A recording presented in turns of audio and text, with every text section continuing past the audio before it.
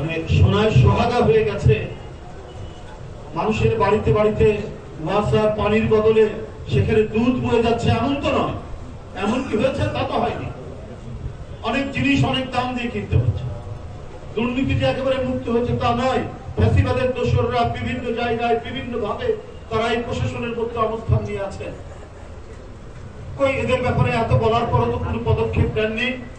একজন সচিব জনপ্রশাসনের, তার নামে খবরের কাগজে উঠলো যে 5 কোটি টাকা হলেই আমার চলবে, আমার আর বেশি দরকার নাই।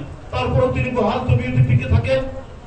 এবং আমরা জানতে পারি যে বিএনপির সাথে সম্পর্কযুক্ত বা বিএনপির পরিবারের যদি কেউ প্রশাসনের কোথাও থাকে, তাকে কোনো গুরুত্বপূর্ণ জায়গায় তাকে বসানো হয় না, বা এর মধ্যে দৃঢ় করেও তাকে সরিয়ে দেওয়া হয়।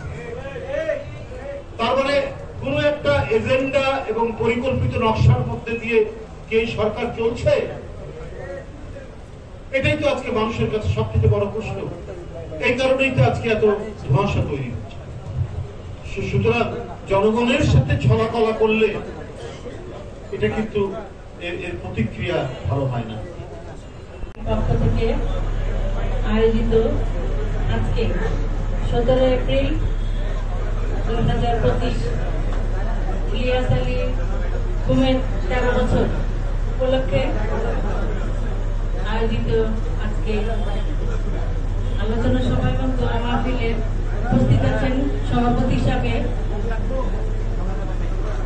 আমাদের ইলিয়াস আলীর অত্যন্ত ঘনিষ্ঠ বাজন বিএনপি নির্বাহী কমিটির স্বেচ্ছাসেবক দল স্বেচ্ছাসেবক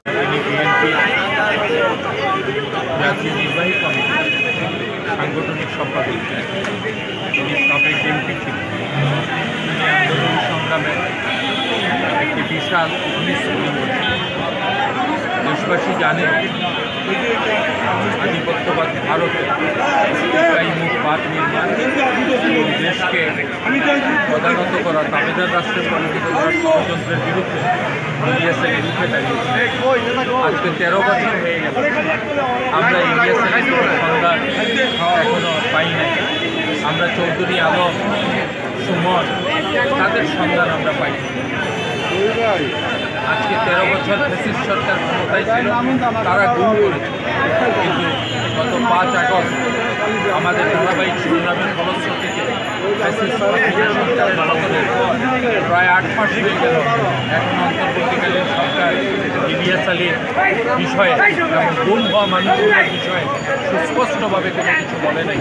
আমরা সরকারের কাছে দাবি জানাই, আমরা অপেক্ষারত। আমরা তার পরিবারের মতো অত্যন্ত অপেক্ষায় রয়েছি যাতে ইলিয়াস আলী আমাদের মধ্যে, পরিবারের মধ্যে বিএনপির কাছে ফিরে আসেন। অন্তর্বর্তীকালীন সরকারের অন্তর্বর্তীকালীন সরকারের দায়িত্ব তারা যাতে ইলিয়াস আলীর সঠিক অবস্থান আমাদেরকে নিশ্চিত করে। এবং আপনারা লক্ষ্য করেছেন গতকালকে বিএনপি অন্তর্বর্তীকালীন সরকারের প্রধানের সাথে বৈঠক করেছেন। বৈঠকে সুস্পষ্টভাবে নির্বাচনের রোডম্যাপের ঘোষণা করবার জন্য আহ্বান জানিয়েছে। আমরাও একটি নির্বাচন গণতন্ত্রের পূর্বশর্ত। গণতন্ত্রের জন্য বিএনপি দীর্ঘ 17 বছর লড়াই করেছে। গণতন্ত্রের জন্য বিএনপির হাজার হাজার মানুষ জীবন দিয়েছে, হাজার হাজার মানুষ গুম হয়েছে। কাজেই অন্তর্বর্তীকালীন সরকারের প্রতি আহ্বান, কাল বিলম্ব না করে যাতে নির্বাচনের ডিসেম্বরের মধ্যে নির্বাচনের রোডম্যাপ ঘোষণা করে, সেই আহ্বান আজকে ইলিয়াস আলীর এই গুম দিবসে আমরা আহ্বান জানাচ্ছি সরকারের কাছে।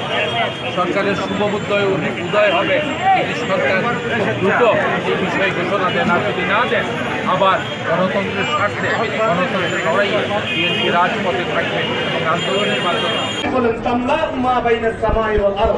আসমান এবং জমিনের মাঝখানে যে খালি জায়গাটা রয়েছে, সেই খালি জায়গাটা আল্লাহ রহমতে ভরপুর হয়ে যায়। সুবহানাল্লাহ বলবেন না? তাহলে আন জাবের রাদিয়াল্লাহু তাআলা আনহু قال قال رسول الله صلى الله عليه وسلم, রাসূল নবী করিম সাল্লাল্লাহু আলাইহি ওয়াসাল্লাম বলেছেন, আসসালামু কাবলাল